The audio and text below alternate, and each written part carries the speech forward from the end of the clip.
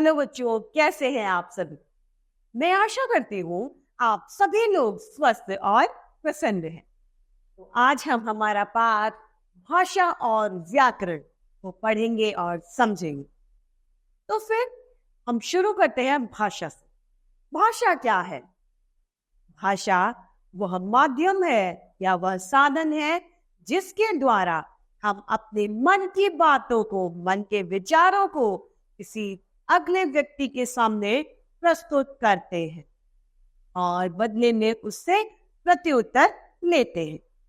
अब चाहे वह मन की बात हम बोलकर बताएं या फिर लिखकर, अर्थात मौखिक भाषा और लिखित भाषा, भाषा के दो रूप होते हैं।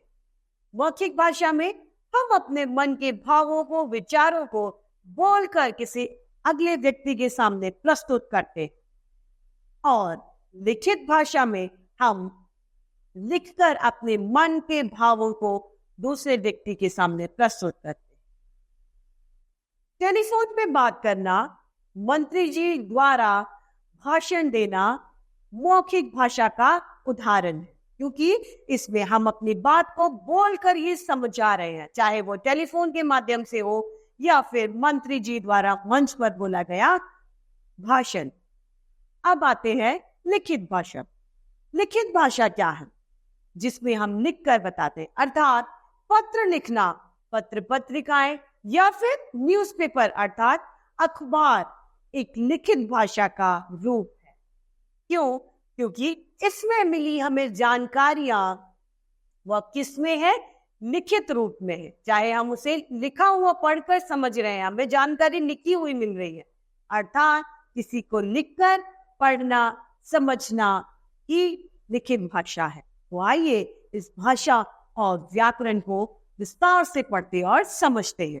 ये है हमारा पाठ 1, भाषा और व्याकरण। यहाँ पर चित्र दिया गया है। यहाँ क्या हो रहा है? अमन से उसकी माँ कह रही है, अमन रुको, और बच्चा भाग रहा है। पीछे से एक गाड़ी आ रही है जिसका हॉर्न सुनाई दे रहा है पौ पौ करके, और कुत्ता आगे भाग रहा है जो भौंक रहा है भौ भौ करके। आपने चित्र में देखा कि कुत्ता दौड़ रहा तथा भौंक रहा है, गाड़ी का हॉर्न बज रहा है, माँ चिल्ला रही है। ये सब क्या कर रहे हैं? कुछ समझ में आया? ये सब बोल रहे हैं, ये सब भाषा है। ये सब कुछ कहना या समझना चाहते हैं। कुत्ता शायद लड़के को तेज दौड़ने से मना करना चाहता है, गाड़ी पौ पौ से कुछ संकेत दे रही है, माँ भी रुकने के लिए कह रही है। सभी क्या कर रहे हैं? रोकने का प्रयास कर रहे हैं, किसी न किसी प्रकार से अपनी बात दूसरों तक पहुंचा रहे हैं। कुत्ते की भौं भौं में स्पष्टता नहीं है, अर्थात हम उसकी भाषा को नहीं समझ पाते। ऐसा नहीं है कि हम जानवरों की भाषा नहीं समझते, अर्थात वो आपस में बात नहीं करते या वो बोलते नहीं है, नहीं, उनकी भी अपनी भाषा होती।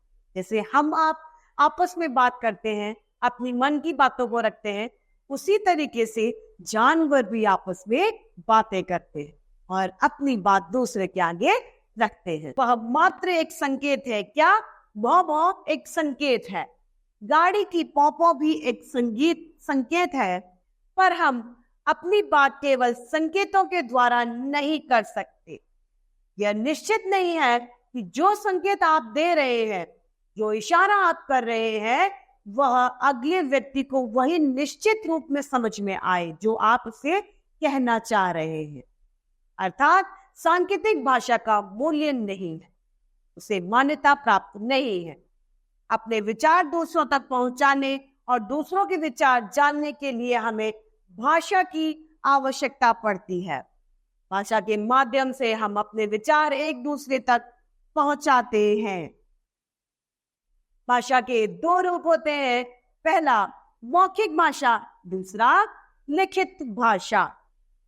अपनी बात को बोलकर प्रकट करना मौखिक भाषा का रूप है। बोलने वाले की बात सुनकर समझी जाती है। अपनी बात लिखकर बताना भाषा का लिखित रूप है। लिखी हुई बात पढ़कर समझी जाती है। जब कोई चिट्ठी लिखेगा तो वह पढ़कर ही उस चिट्ठी को अगला व्यक्ति समझ सकता है। अब है अनेक भाषाएं। तो हमारे देश में अनेक प्रकार की भाषाएं बोली जाती हैं। राज्य विशेष बोली ये भाषा होती है। हमारे देश में ये भी कहा जाता है कोस कोस पर बदले पानी और चार कोस पर बदले वाणी। वो इसीलिए कहा जाता है क्योंकि भारत में बहुत सारी भाषाएं प्रचलित हैं। अलग अलग राज्य में, भिन्न भिन्न राज्यों में भिन्न भिन्न भाषाएं बोली जाती हैं। पंजाब में पंजाबी, इस तरीके से बहुत सारी भाषाएं बोलते हैं। हमारे देश में अनेक भाषाएं बोली जाती हैं। जैसे मनिंदर घर में पंजाबी बोलता है। क्यों? क्योंकि वह पंजाब से है। जबकि स्कूल में हिंदी और अंग्रेजी पढ़ता है। हमारे एक पड़ोसी महाराष्ट्र के हैं रहने वाले, जो मराठी बोलते हैं, क्योंकि महाराष्ट्र की भाषा कौन सी है? मराठी है। तो वे मराठी भाषा का प्रयोग करते हैं। दूसरे पड़ोसी बंगाल के हैं तो वह बांग्ला बोलते हैं। इस प्रकार हमारे आसपास विभिन्न भाषाएं बोलने वाले लोग मिलते हैं। क्यों? क्योंकि वे सभी हमारे भारत में बोले जाने वाली भाषाएं हैं। अर्थात कह सकते हैं कि भाषा वे है, भारत में भाषाएं बहुत सारे रूप में भिन्न भिन्न भाषाएं बोली जाती हैं। हमारी राष्ट्रभाषा हिंदी है। क्या है? हिंदी।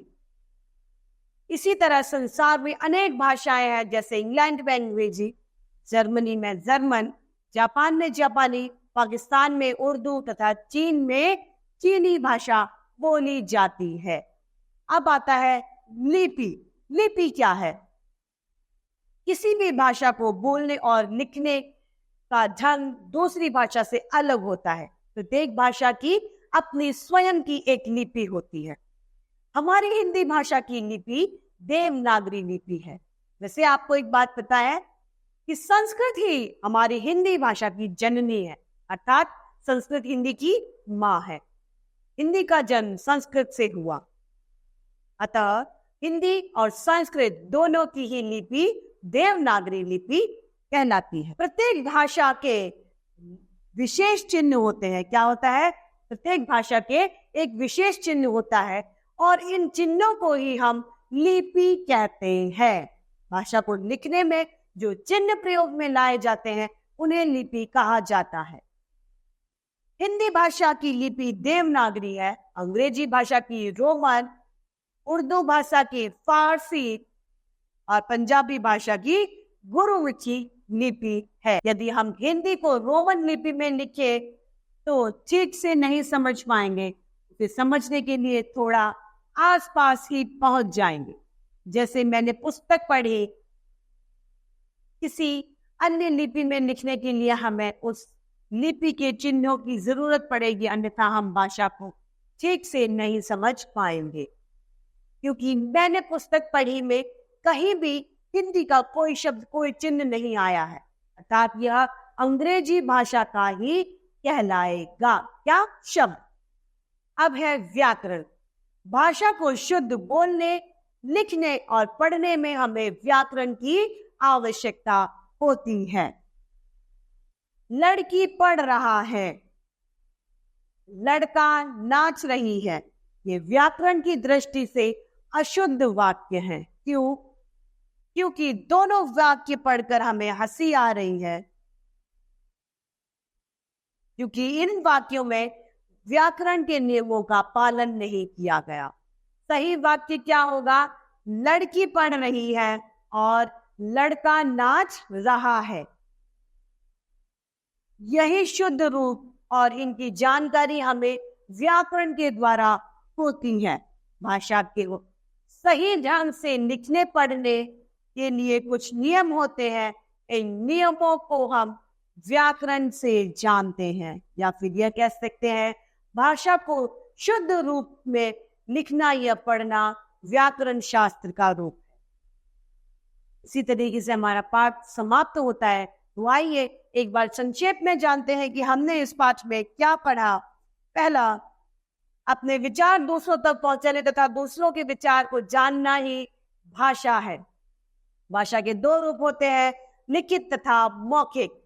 बोलकर अपने मन के भावों को समझाना और प्रत्युत्तर लेना मौखिक भाषा का रूप कहलाता है। लिखित भाषा लिखकर पढ़कर समझना ही लिखित भाषा का रूप है। भाषा को लिखने के ढंग को ही लिपि कहा जाता है। व्याकरण भाषा के शुद्ध रूप की पहचान करवाता है। इस तरीके से हमारा ये पाठ समाप्त होता है। मैं आशा करती हूँ आप सभी लोगों को यह पाठ भली भांति रूप से समझ में आया। तो आज के लिए इतना ही, फिर मिलते हैं। धन्यवाद।